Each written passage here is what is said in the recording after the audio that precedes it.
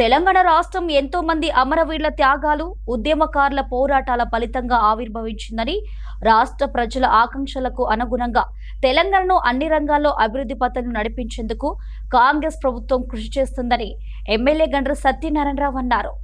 మంగళవారం భూపాలపల్లి జిల్లా కేంద్రంలోని ఎమ్మెల్యే క్యాంపు కార్యాలయంలో జరిగిన రాష్ట్ర ఆవిర్భావ వేడుకల్లో భాగంగా ఎమ్మెల్యే గండ్ర సత్యనారాయణరావు జాతీయ జెండాను ఆవిష్కరించారు. అదేవిధంగా భూపాలపల్లి మున్సిపల్ కార్యాలయ ఆవరణలో జరిగిన తెలంగాణ రాష్ట్ర ఆవిర్భావ వేడుకల్లో భాగంగా ఎమ్మెల్యే గండ్ర సత్యనారాయణరావు ముఖ్య అతిథిగా హాజరయ్యారు. వారితో ఈ కార్యక్రమంలో భూపాలపల్లి మున్సిపల్ చైర్మన్ బుర్ర కుమరయ్య గౌడ్, జిల్లా గ్రంథాలయ chairman Kota Rajababu Goud, municipal vice chairman Ambala Srinivas పాల్గొన్నారు. ఈ సందర్భంగా చైర్మన్ బుర్ర కుమరయ్య గౌడ్ జాతీయ జెండాను ఆవిష్కరించారు. అదేవిధంగా జిల్లా గ్రంథాలయ సంస్థ కార్యాలయంలో తెలంగాణ రాష్ట్ర అవతరణ దినోత్సవ వేడుకల్లో ఎమ్మెల్యే గండ్ర సత్యనారాయణరావు పాల్గొన్నారు. ఈ సందర్భంగా గ్రంథాలయ సంస్థ చైర్మన్ కోట రాజబాబు జాతీయ జెండాను ఆవిష్కరించారు. ఈ సందర్భంగా ఎమ్మెల్యే గండ్ర మాట్లాడుతూ తెలంగాణను అన్ని రంగాల్లో అభివృద్ధి పథంలో నడిపించేందుకు కాంగ్రెస్ ప్రభుత్వం కృషి చేస్తుందని తెలిపారు.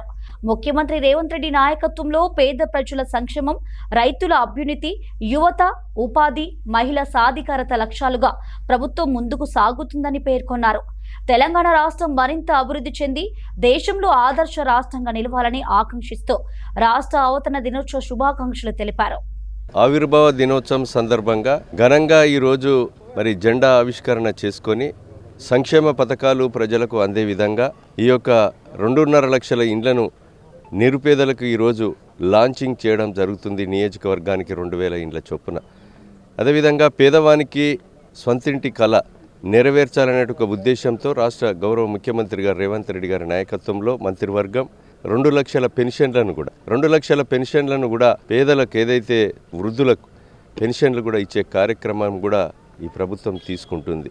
అంతేకాకుండా దొడ్డు బియ్యం రద్దు చేసి సన్న బియ్యం 14,000 కోట్లతో యథావిధిగా కొనసాగిస్తూ సన్న బియ్యం రావాలంటే సన్నబడ్లు పండించేటువంటి రైతాంగానికి వానకాలం పంటకు 500 బోనస్ ఇస్తూ 21,000 కోట్ల రూపాయలు ఇండ్లకు ఈ యొక్క ఆర్థిక భారము ఈరోజు ఈ రాష్ట్రంలో ఆరోగ్యకరంగా లేకున్న ఆర్థిక పరిస్థితి ఈరోజు 21,000 కోట్లు 26,70,000 మందికి రుణమాఫీ చేసి ఈరోజు 6 లక్షల కొత్త రేషన్ కార్డులు ఇచ్చి పాత రేషన్ కార్డులో కుటుంబ సభ్యులను చేర్చి ఆడబిడ్డలందరూ కూడా ఉచిత బస్సు ప్రయాణం కల్పించి ఆరోగ్యశ్రీ 5 లక్షలను 10 లక్షలు ఇచ్చి గృహ వసతికి కూడా ఇంట్లో వాడుకునే కరెంటు, రైతులు వాడుకునే కరెంటు కూడా ఫ్రీగా అందిస్తూ సంక్షేమ పథకాలను కొనసాగించడమే కాకుండా ప్రతి కుటుంబ యజమానికి కుటుంబ ఇన్సూరెన్స్ కార్యక్రమాన్ని కూడా భారతదేశంలో ఎక్కడ లేని విధంగా కుటుంబ యజమాని ప్రమాదవశాత్తు చనిపోయినా, నార్మల్ డెత్తో చనిపోయినా 5 లక్షల బీమా పథకాన్ని రాష్ట్ర ప్రభుత్వం ప్రవేశపెట్టి ఆ యొక్క కుటుంబ పోషణ కొరకు ఈరోజు ప్రభుత్వమే ఇన్సూరెన్స్ కట్టి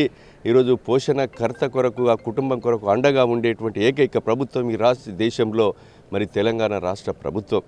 కనుక అంతేకాదు ఈరోజు రైతాంగానికి కూడా ఈరోజు మక్కలు పండించిన, వడ్లు పండించిన రైతుకు నష్టం జరగద్దనేటువంటి ఉద్దేశంతో ప్రైవేటు గోడాములన్నీ కూడా తీసుకొని రైతుకు అండగా నిలవడం జరిగింది.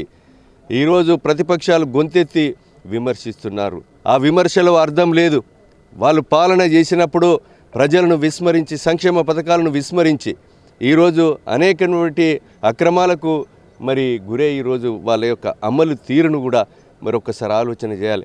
ఈరోజు 2 BHK కూడా బీఆర్ఎస్ ప్రభుత్వంలో కట్టినటువంటి మొండి గోడలు, లింటి లెవెలు, స్లాబ్ లెవెల్ అన్నటువంటి ఇండ్లను కూడా ఈరోజు ఈ రాష్ట్ర ప్రభుత్వం తీసుకొని నియోజకవర్గానికి 500 ఇండ్లను కూడా వాటికి కేటాయించి ఆ ఇండ్లు పూర్తి చేసే కార్యక్రమం కూడా రాష్ట్ర ప్రభుత్వం తీసుకోవడం ఇది శుభ పరిణామాన్ని సందర్భంగా తెలియజేస్తూ ఈ యొక్క జూన్ 2వ తారీఖు ఈరోజు తెలంగాణ రాష్ట్ర ఆవిర్భావ దినోత్సవం సందర్భంగా